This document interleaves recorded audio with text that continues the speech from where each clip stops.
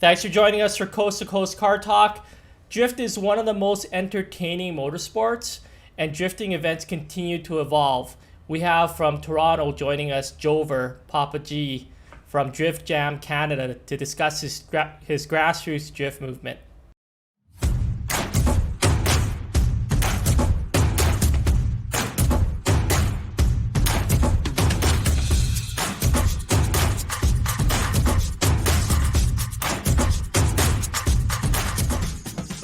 No, there's definitely some extreme coolness of around drift, right? Like the way you described around street culture as well, right?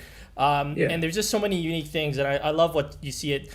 I see from the designs at Drift Jam. You've got a lot of talent there, Jeff. Like the business side of it. Like where do you see the bad moves from drifters? Because it doesn't seem like these guys, like the drifters, are able to, unfortunately, fund this very expensive sport, right? We hear about it all the time. Yeah, I mean, it's I think more just trying to strike a balance, right, between maintaining that grassroots familial, vibe, and at the same time, getting the sponsor eyeballs and that stuff. Back in the day, I think their mistake was they were way too grassroots. The cars were all shit boxes, ripped bumpers, all that kind of stuff. Like zip ties were a badge of honor. And in the last, 5 or 6 years, at least out west here, there's been a concentrated push to get these guys in properly liveried cars, and that one team where they had 3 FD RX-7s all with matching livery. I mean, that to me, it's a simple thing, but it really steps up and kind of takes it to that next level, just little touches like that.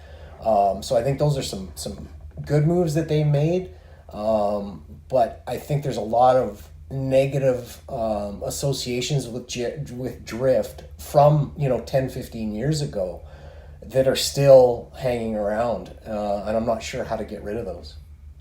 That punk kid in a 240 doing massive donuts in a parking lot, that is spitting rocks at everybody. That's that image from 15-20 years ago that still to this day persists. Right. Yeah. Right. Yeah. I mean, like, if it's weird because there was a gap. The early days of drifting, cars are beautiful, right? You have the classic D1 cars.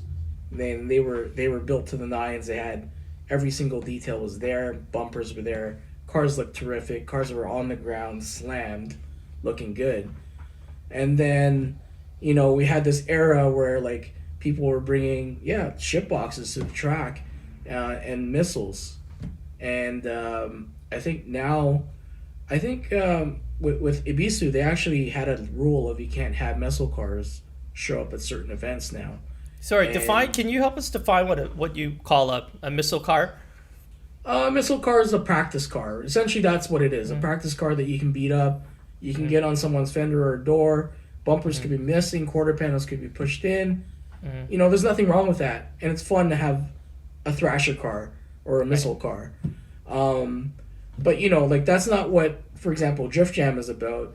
We want to kind of have it as a rolling car show. We're trying to elevate the look and feel of the event so that, spectators will think, hey, this is great to look at.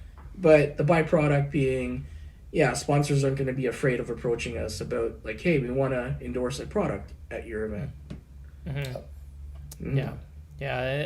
I echo Jeff's sentiment, right? Is that there seems to be, it's great because the barriers are low to get in. Right.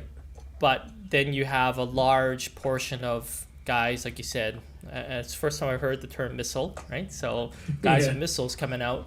And of course, I guess almost giving it a bad image, right? It almost has like this derby kind of feel to it, right? So,